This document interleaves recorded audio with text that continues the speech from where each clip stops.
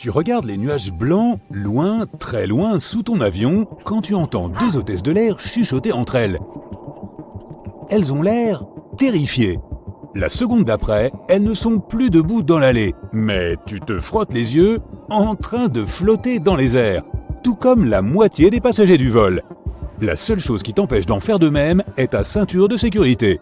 Tu as bien fait de suivre la fameuse règle qui stipule de garder ta ceinture attachée lorsque tu es assis. Bientôt, tu entends la voix tendue du capitaine. « Mesdames et messieurs, dit-il, nous avons accidentellement quitté l'atmosphère de la Terre et atteint l'espace. S'il vous plaît, essayez d'être prudent pendant que vous flottez. » Voilà qui explique beaucoup de choses. Les hôtesses essaient de faire semblant que rien ne sort de l'ordinaire. Elles flottent le long de l'allée, s'accrochant aux appuis-têtes et aux coffres à bagages. À un moment donné, elles tentent de servir le déjeuner. Et les passagers découvrent que le jus d'orange est très joli en apesanteur. Des bulles brillantes de différentes tailles. À un moment donné, tu décides de profiter de tous ces avantages et de détacher ta ceinture. C'est à la fois amusant et un peu effrayant. Tu ne peux pas contrôler tes mouvements. Tu flottes simplement là où le courant d'air t'emmène. Parfois, tu te cognes contre d'autres passagers ou contre la nourriture qui s'est échappée des chariots de restauration ou contre les chariots eux-mêmes, les livres, les ordinateurs portables, les vestes, tout ce qui n'était pas fixé lorsque l'avion a quitté l'atmosphère. Ce n'est probablement pas la chose la plus sûre, mais comme la vitesse n'est pas élevée, tu sors indemne de ces rencontres avec ces obstacles. Si ce vol dure assez longtemps, tu devras probablement t'habituer au mode de vie que mènent les astronautes sur la Station spatiale internationale.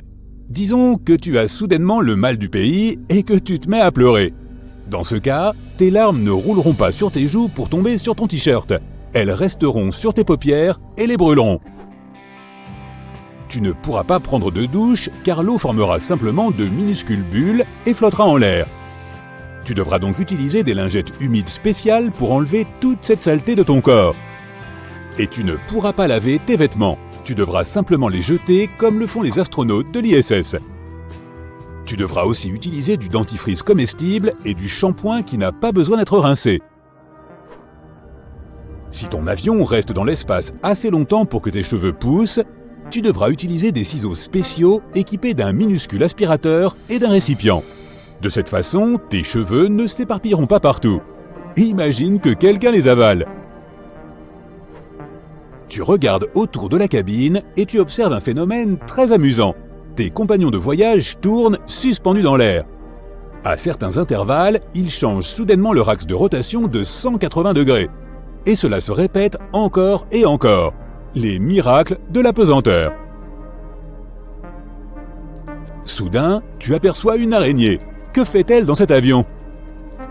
Apparemment, elle tisse sa toile. Mais comme la minuscule créature doit le faire en apesanteur, la toile a une forme très irrégulière. Elle ressemble un peu à une boule.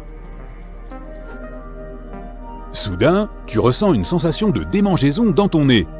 Oh super, tu es sur le point d'éternuer. Tchoum! Une force puissante te pousse en arrière et, désorienté, tu t'écrases contre la paroi de l'avion. Tout devient noir. Malheureusement, si ton avion se retrouvait vraiment dans l'espace, ton aventure ne durerait pas longtemps, car les avions ne sont tout simplement pas conçus pour voler dans l'espace. L'altitude de croisière moyenne d'un avion de ligne se situe entre 31 000 et 38 000 pieds, ce qui est plutôt élevé. À cette altitude, l'air devient plus fin. Par conséquent, les avions peuvent se déplacer plus facilement et, plus important encore, ils consomment moins de carburant et permettent aux compagnies aériennes d'économiser plus d'argent. Ils évitent de voler plus bas, mais ils ne peuvent pas non plus voler plus haut. Dès qu'un avion de ligne décolle d'un aéroport, la première chose que font les pilotes est de mener l'avion aussi haut que possible et aussi vite qu'ils le peuvent.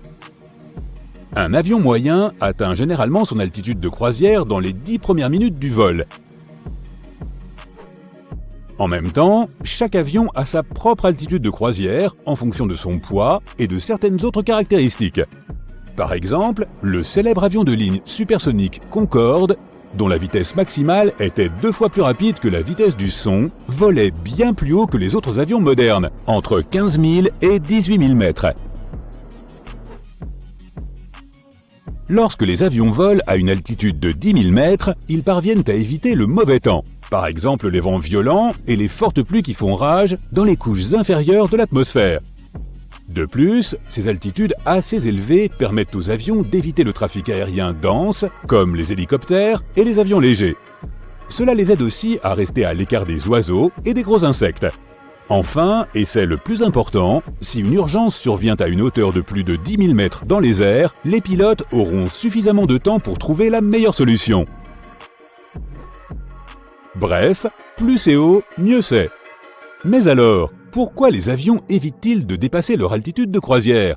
Lorsqu'un avion vole très haut, il a besoin de plus de temps pour revenir à une altitude sûre. Et lors d'urgences telles qu'une décompression rapide, chaque seconde compte. De plus, en volant à une altitude trop élevée, les équipages des avions ne pourraient pas communiquer avec les services au sol aussi efficacement qu'à l'altitude de croisière normale. Plus tu montes en altitude, plus l'air se raréfie. Ce n'est pas une mauvaise chose, sauf si tu montes trop haut. Dans ce cas, l'air peut devenir trop fin pour fournir suffisamment de portance pour maintenir l'appareil en l'air. C'est la différence de pression de l'air qui crée la portance nécessaire. Mais si l'altitude est trop élevée, cette différence est presque inexistante. De plus, si un avion s'élève trop haut, l'oxygène devient trop rare pour alimenter les moteurs. Un avion reçoit de moins en moins d'air à mesure qu'il monte. Et à un moment donné, il n'a plus de puissance pour continuer à monter. Malheureusement, cela peut mener à une catastrophe. Lorsqu'ils volent à des altitudes plus basses, les avions de ligne peuvent compter sur l'aide du vent. Mais à cette altitude, ils doivent gaspiller trop d'énergie et de carburant pour rester en l'air. Et il ne faut pas non plus oublier de prendre en compte le poids de l'avion. Plus l'appareil pèse lourd, plus il est difficile de l'amener à une certaine altitude. Par contre, si au lieu de monter à bord de cet Airbus 380-800, tu décidais de choisir le X-15, tu verrais l'espace d'un peu plus près. La plupart des gens se font une fausse idée de l'espace. Ils pensent que c'est quelque chose de très lointain et qu'il faut faire beaucoup d'efforts pour l'atteindre. L'espace extra-atmosphérique ne commence pas à une altitude particulière au-dessus de la surface de notre planète. Mais pour des raisons de commodité, il a été convenu que la frontière imaginaire entre l'atmosphère terrestre et l'espace extra-atmosphérique, également connu sous le nom de ligne Kármán, devrait se situer à une hauteur de 100 km au-dessus du niveau de la mer. Mais revenons à cet avion-fusée, le X-15. Il a été conçu au milieu des années 50 et a fait son premier voyage en juin 1959. Il avait des ailes très fines et assez tronquées pour obtenir le plus de portance et de stabilité possible. Il voyageait à plus de 5 fois la vitesse du son et il était équipé d'un moteur de fusée à la pointe de la technologie. Sa puissance pouvait être modifiée et le moteur de l'avion spatial pouvait alors fonctionner comme celui d'un avion conventionnel. Le X-15 avait besoin d'un carburant spécial qui contenait beaucoup d'oxygène. L'avion pouvait atteindre une altitude de 100 km, ce qui signifie qu'il a bel et bien atteint l'espace. Bref, imagine que tu doives piloter ce miracle d'avion. Au cours de la première étape de ton voyage, ton avion serait transporté puis largué sous l'aile d'un vaisseau mère B-52. Tu sentirais certainement la chute qui serait assez brutale. Le X-15 est un avion difficile à piloter, mais c'est aussi très excitant. Tu pourrais te rendre à la limite de l'espace, mais tu n'aurais probablement pas beaucoup de temps pour profiter de la vue, car tu serais très occupé à contrôler ta machine volante supersonique. Tu devrais être très attentif et surveiller le moindre écart. Quand il serait temps de rentrer dans l'atmosphère et de revenir sur Terre, tu devrais t'assurer que l'avion est parfaitement aligné. Maintenant, détends-toi sur ton siège côté hublot lors d'un vol tout à fait normal. Peut-être qu'un jour, les gens utiliseront des avions pour aller dans l'espace. Mais ce n'est pas encore le cas aujourd'hui. Vois-tu, dans les années 1970, les scientifiques ont découvert une mystérieuse anomalie gravitationnelle appelée le Grand Attracteur. Attends, mais c'était mon surnom au lycée. Bref, il s'agit d'un endroit dans le cosmos qui attire des centaines de galaxies, dont notre propre Voie lactée. Tu ne pourras pas le voir car il se trouve de l'autre côté de notre galaxie, à environ 150 millions d'années-lumière. Le Grand Attracteur se trouve en fait dans la direction que les scientifiques appellent habituellement la zone d'évitement. Ah tiens, j'en ai une aussi, c'est mon tiroir à chaussettes. Il y a tellement de poussière et de gaz dans cette région que nous ne pouvons pas distinguer ce qu'il s'y passe. Cette zone bloque la plupart de la lumière visible provenant de l'au-delà. Mais toute cette poussière et ce gaz ne bloquent pas les rayons X, ni la lumière infrarouge. Donc, avec le développement de l'astronomie en rayons X, les chercheurs pourraient enfin commencer à observer tous les objets de cette zone, y compris cette mystérieuse force qui attire tout. Mais jusqu'à présent, personne n'a encore compris pourquoi cela se produisait. Notre Lune pourrait être 200 millions d'années plus jeune que ce que nous pensions auparavant. De nombreux scientifiques pensent que la Lune s'est formée lors d'une puissante collision entre notre planète et un corps inconnu de la taille de Mars. La poussière et les débris en fusion se sont rassemblés et ont formé un nouvel objet que nous connaissons sous le nom de Lune. La croûte lunaire a probablement traversé un processus de solidification pendant plus de 200 millions d'années. Savais-tu qu'il existait à l'origine un océan de magma sur la Lune? Les scientifiques ont constaté cette réalité après y avoir découvert de grandes quantités de minéraux légers appelés plagioclases. Ce matériau se cristallise généralement et flotte à la surface du magma. En tout état de cause, ces minéraux avaient 4,36 milliards d'années, ce qui signifie qu'ils se sont formés 200 millions d'années après l'apparition des premiers matériaux solides de notre système solaire. Ainsi, la théorie selon laquelle la Lune s'est formée pendant ce chaos cataclysmique pourrait être vraie.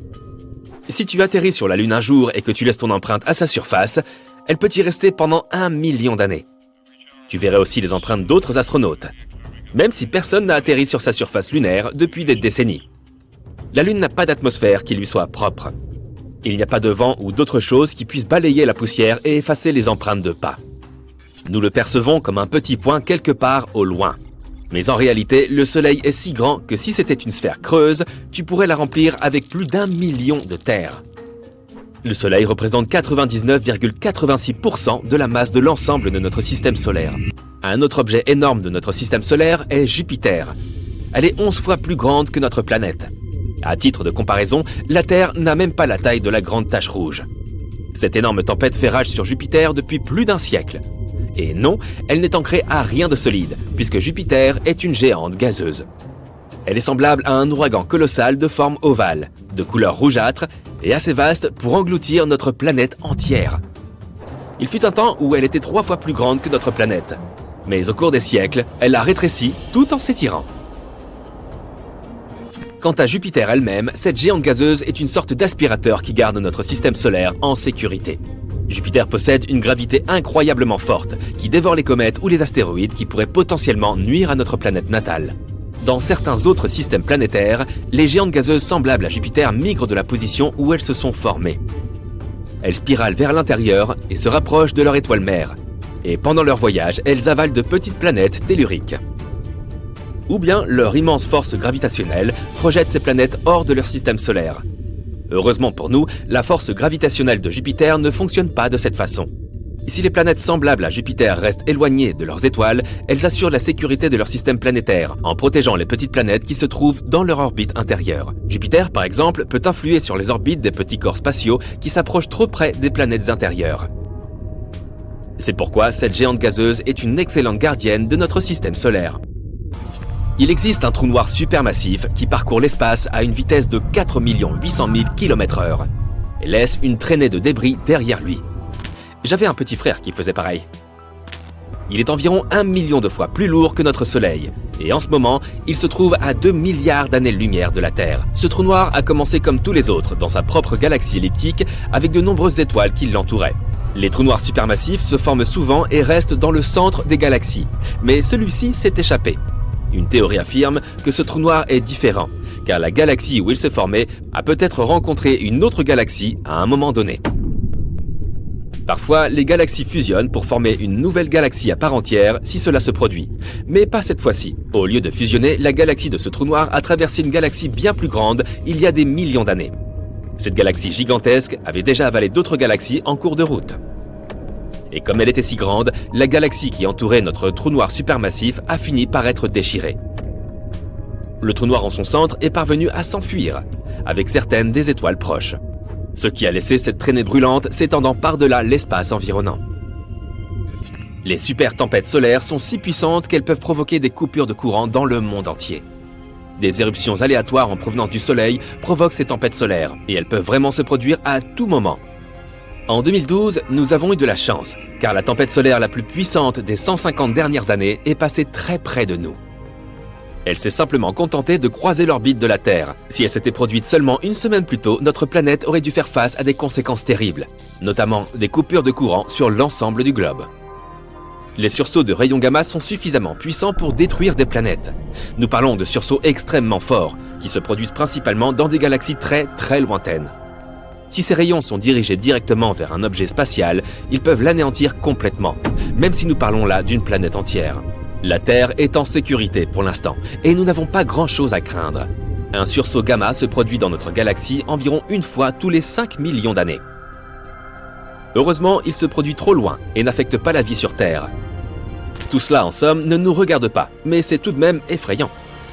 De la glace brûlante, ça existe. Il peut être difficile de se l'imaginer ici sur Terre, mais une étrange planète appelée Gliese 436b consiste littéralement en une boule de glace brûlante.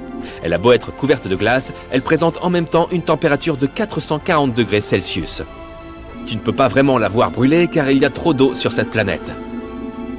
C'est en raison de sa forte attraction gravitationnelle qui attire les molécules d'eau vers le cœur de la planète et les entasse de façon incroyablement dense. De cette façon, les molécules d'eau ne peuvent pas s'évaporer, et c'est pourquoi la glace à la surface de la planète ne fond jamais. Il existe des étoiles qui peuvent croquer d'autres étoiles. Ces objets spatiaux sont pour la plupart des étoiles plus petites, dotées d'une masse plus faible. Elles ciblent les étoiles plus proches et commencent à absorber leur combustible hydrogène de façon à augmenter leur propre masse et généralement vivre plus longtemps. Une étoile vampire se teinte d'un bleu éclatant. Elle devient aussi plus chaude. Ainsi, elle donne l'impression d'être beaucoup plus jeune qu'elle ne l'est en réalité. Si une étoile, ou tout autre objet d'ailleurs, tombe dans un trou noir, elle se trouve étirée comme un plat de spaghettis. Ce processus est même appelé spaghettification. La force gravitationnelle d'un trou noir étire dans une direction, mais en même temps, le comprime dans une autre. Et nos télescopes ont enregistré un tel processus à seulement 215 millions d'années-lumière de nous. Une étoile malchanceuse se promenait trop près d'un trou noir supermassif au centre d'une galaxie. L'étoile, qui avait approximativement la même masse que notre Soleil, n'avait pas la moindre chance face à la force gravitationnelle extrême de ce trou noir. Après tout, le trou noir dont nous parlons était plus d'1 million de fois plus massif que notre étoile.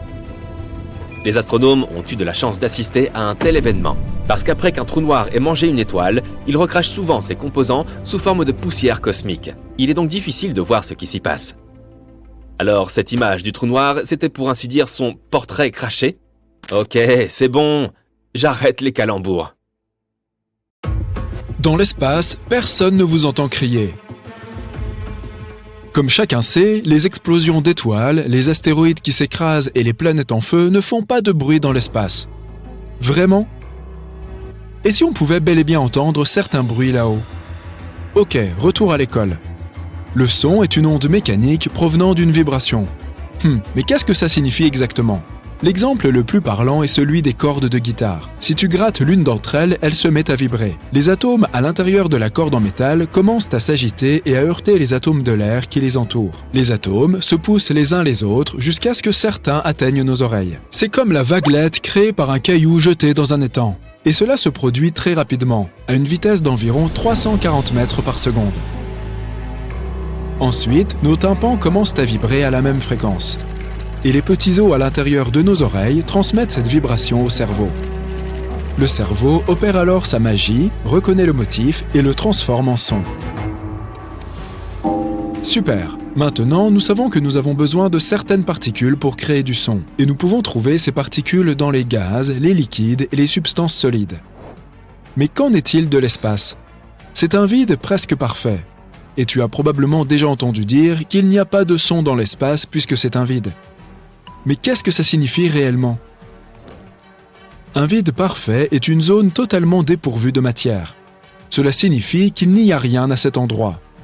Oui, malgré tous ces corps célestes dans l'espace, il n'y a pas d'air entre eux, aucun atome ni particule. Rien du tout. En fait, presque rien. Pour être tout à fait exact, le vide parfait n'existe pas vraiment. On ne peut pas se débarrasser définitivement des atomes. Mais l'espace est très proche de cette notion. En moyenne, il y a 1 à 5 atomes par centimètre cube. Cela peut sembler être beaucoup, mais il faut garder à l'esprit que ces atomes sont microscopiques et la distance de vide qui les sépare est énorme. À titre de comparaison, 1 cm3 d'air contient environ 1000 atomes. Alors, bien sûr, avec une densité aussi faible, ces atomes ne peuvent pas se pousser les uns les autres, même si la vibration est très forte, comme dans le cas d'une supernova par exemple. Ils ne pourront toujours pas le faire. Mais alors, les films nous mentent. Toutes ces scènes spatiales épiques se déroulent en fait dans un silence presque gênant. Pas si vite. Et si on te disait qu'il y a, en réalité, certaines façons d'entendre le son dans l'espace ? Tout d'abord, il y a toujours du bruit sur d'autres planètes. S'il y a une atmosphère sur un corps spatial, ou au moins quelque chose comme du gaz, de l'eau ou une surface solide, il y aura du bruit. Dans notre cas, l'atmosphère devient complètement silencieuse à environ 100 km au-dessus de la surface de la Terre. C'est là que le ciel cesse d'être bleu et qu'un voile noir étoilé débute. Dans tous les cas, il faudrait atterrir sur une autre planète ou au moins s'approcher de son atmosphère pour entendre quelque chose. Mais quoi que ce soit, le son serait très différent. Prenons l'exemple de notre planète sœur, Vénus. L'atmosphère y est très dense. Les scientifiques la qualifient même pour plaisanter d'épaisse soupe chimique. Si tu parvenais à rester en vie et à parler là-bas, ta voix serait très différente. Elle serait beaucoup plus forte et plus profonde. Donc, si tu as toujours voulu chanter comme Pavarotti, maintenant tu sais quoi faire. Et que se passerait-il si la Terre avait une atmosphère plus dense ? Qu'entendrions-nous ? Eh bien, tu peux vaguement l'imaginer si tu as déjà été dans l'eau. L'eau est très dense, le son s'y déplace beaucoup plus vite et mieux que dans l'air, à une vitesse de presque 2 km par seconde. Si tu t'assieds dans une pièce vide sans source sonore, tu n'entendras pas grand-chose, n'est-ce pas ? Maintenant, plonge ta tête dans l'eau et observe comment le même silence résonne ici. Ce n'est pas silencieux du tout. Même si tu ignores les sons omniprésents de l'eau elle-même, tu remarqueras immédiatement à quel point tu peux entendre ton propre corps. Comment ton sang pulse dans tes veines, comment ton cœur bat, le moindre mouvement de tes doigts. Assez effrayant, n'est-ce pas ? Cela nous donne une idée de ce qui nous arriverait sur une planète dont l'atmosphère est plus dense. Et c'est tout simplement fou. Nous entendrions tout. Des animaux qui courent au mouvement des plaques tectoniques. Il est donc évident qu'il y a du son sur d'autres planètes. Mais qu'en est-il de l'espace ? Il y en a aussi, par exemple, dans un nuage de poussière. Tu peux trouver de la poussière spatiale presque partout dans l'espace. Il peut s'agir des restes d'une étoile ou d'autre chose. Et dans ces endroits, tout est un peu plus dense que la normale. Cela signifie qu'il y a probablement des nuages de poussière où les particules sont très proches les unes des autres, ce qui signifie qu'elles peuvent produire des sons. Bien sûr, ceux-ci seront très faibles et transmis sur une très courte distance. Mais c'est quand même mieux que rien, non ? Il se trouve qu'on a déjà enregistré un son spatial. Il provient de l'amas galactique de Persée, qui se trouve à 250 millions d'années-lumière de nous. La NASA l'a enregistré en 2003. Il ressemble à une note en si bémol. Mais sa fréquence est si basse que l'oreille humaine, malheureusement, ne peut pas le percevoir. Mais à part ça, on ne peut entendre quelque chose qu'à l'intérieur des vaisseaux spatiaux. Après tout, ce sont de petites poches d'air. Dans une combinaison spatiale, tu entendrais aussi très bien les sons, y compris ta respiration ou la circulation de ton sang. Mais deux astronautes flottant côte à côte ne s'entendraient pas, même s'ils se rapprochaient et criaient très fort. C'est d'ailleurs assez cocasse. Si tu te cognais la tête contre quelque chose, le bruit serait très fort pour toi, mais ton collègue astronaute n'entendrait rien. C'est pourquoi les astronautes utilisent des appareils radio. Maintenant, de façon purement théorique, si tu pouvais d'une façon ou d'une autre sortir de ta combinaison spatiale et survivre, tu serais capable d'entendre les bavardages et les bruits qui se passent à l'intérieur du vaisseau spatial. Mais comment ? Simplement parce qu'il y a de l'air à l'intérieur du vaisseau qui transmet le son. Ce dernier atteint l'enveloppe métallique et la traverse.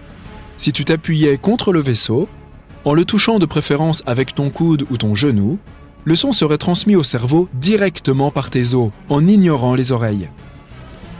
Oui, nos os conduisent le son. C'est ainsi, par exemple, que les personnes sourdes écoutent de la musique. C'est ce qu'on appelle la conduction osseuse, que l'on utilise dans certains casques et autres technologies. Tu peux faire une petite expérience. Bouge tes oreilles avec tes doigts. Ferme-les bien pour ne quasiment plus rien entendre. Puis essaye de toucher une source sonore. Il peut s'agir de n'importe quoi qui vibre. Par exemple, un haut-parleur qui joue de la musique. Avec une partie de ton corps où l'os est proche de la peau. Maintenant, observe, ou plutôt écoute, le miracle se produire. Tu peux entendre le son, non pas par tes oreilles, mais directement dans ton cerveau. En revanche, ne répète pas cette expérience dans l'espace. Maintenant, tu as probablement entendu parler de choses comme les sons de l'espace, où tu peux écouter, par exemple, les sons émis par le Soleil ou différentes planètes. Comment fait-on pour les enregistrer ? C'est assez facile. On utilise une autre façon d'entendre le son dans l'espace, les ondes électromagnétiques. En d'autres termes, une radio. La radio repose sur la même forme de rayonnement électromagnétique que la lumière. Ces ondes peuvent voyager dans le vide sans aucun problème. Les émetteurs des astronautes fonctionnent de cette façon. Un astronaute dit quelque chose à son collègue. Les ondes sonores se transforment en ondes radio, atteignent l'autre personne et sont ensuite reconverties en sons. Et c'est ainsi que nous obtenons ce qu'on appelle les sons de l'espace. Notre planète est d'ailleurs très bruyante à cet égard. Nous envoyons une énorme quantité d'ondes radio dans l'univers, tous les signaux radio que nous avons déjà écoutés. Dommage qu'ils ne voyagent qu'à 110 années-lumière de nous.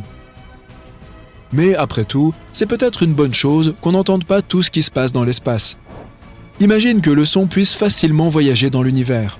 On entendrait absolument tout, des éruptions solaires aux supernovas. Assourdissant, n'est-ce pas ?